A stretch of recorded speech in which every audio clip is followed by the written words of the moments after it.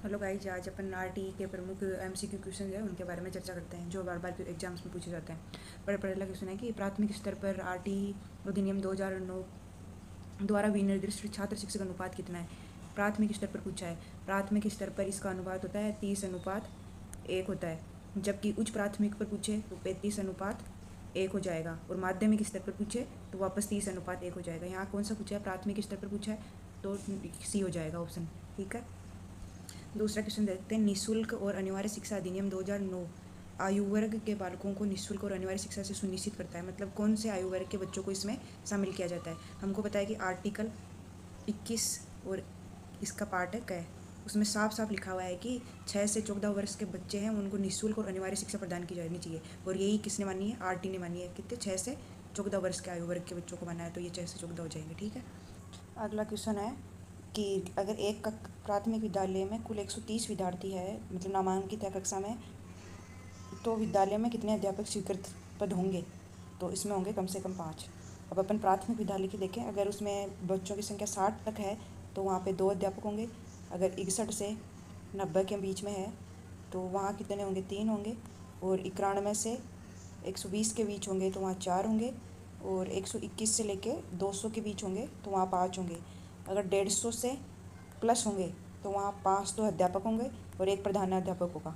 और अगर विद्यार्थियों की संख्या 200 से भी ज़्यादा है तो वहाँ छात्रों का अनुपात लिया जाएगा, जिनमें छात्रों शिक्षक का अनुपात 40:1 से अधिक नहीं हो सकता। ठीक है, अगला क्वेश्चन है कि आरटी की धारा 14 क्या सुनिश्चित करती है। अपने को पता है कि आर्टिकल 21 में भी लिखा हुआ है कि 6 से 14 वर्ष के बच्चों को अनिवार्य शिक्षा प्रदान की जानी चाहिए। अनिवार्य है वो, उसमें कोई सबूत मायने नहीं रखते। और जो धारा है 14 उसमें भी यही बात लिखी है कि प्रवेश के समय बालक से किसी भी प्रकार के दस्तावेज की मांग नहीं की जाएगी। ये किस में लिखा है? धारा 14 में लिखा है। तो इसमें उसमें देखो, किसी बालक को आयु का सबूत में होने के कारण विद्यालय में प्रवेश से इनकार नहीं किया जाएगा, तो यही बात सही हो जाएगी। ठीक है, अगला क्वेश्चन देखते हैं। उसमें लिखा है कि आरटी अधिनियम 2009 के अनुसार एक शैक्षणिक वर्ग में कक्षा 1 से 5 तो कार्य दिवसों व शिक्षण घंटों की न्यूनतम संख्या कितनी होगी। तो प्राथमिक हो गया ये 1 से 5 वाला। तो इसमें क्या होता है कि 200 तो कार्य दिवस होते हैं और 8 से शिक्षण घंटे होते हैं। तो और ये तो प्राथमिक हो गया, जबकि उच्च प्राथमिक 6 से 8 वायु वर्ग है उनके लिए होता है 220 तो क्या होते हैं? कार्य दिवस होते हैं और 1000 शिक्षण घंटे होते हैं। यहाँ प्राथमिक वाला पूछा है तो ये हो जाएगा 200-800 वाला। ठीक है, अगला क्वेश्चन देखते हैं। उसमें लिखा है कि आरटीई की धारा 8 व 9 धारा 8 व 9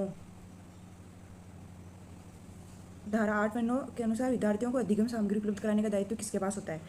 तो इस धारा 8 में साफ साफ लिखा है कि समुचित सरकार के कर्तव्य है वो धारा 8 में है। उसमें ये लिखा है कि इस धारा में प्रावधान किया गया है कि समुचित सरकार का अधिकार एवं कर्तव्य क्या क्या होंगे, जो किसके पास होंगे? राज्य सरकार के पास होंगे।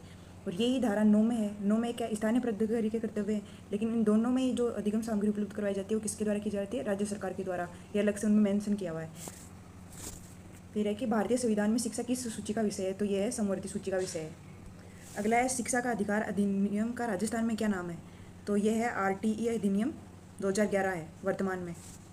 अब एक बात बता देती हूँ कि इसमें जो राज्यसभा में जब इसको पारित किया गया था तब थी 20 जुलाई 2009 को राज्यसभा में पारित किया गया, जबकि 4 अगस्त 2009 को लोकसभा में पारित किया गया, जबकि राष्ट्रपति ने हस्ताक्षर किए थे इस पर 26 अगस्त 2009 को।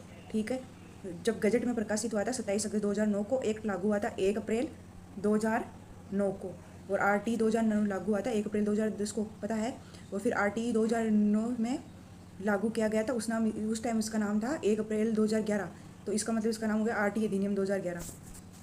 फिर है कि भारत में शिक्षा के अधिकार के लिए पहले किसने की थी? गोपाल कृष्ण गोखले ने।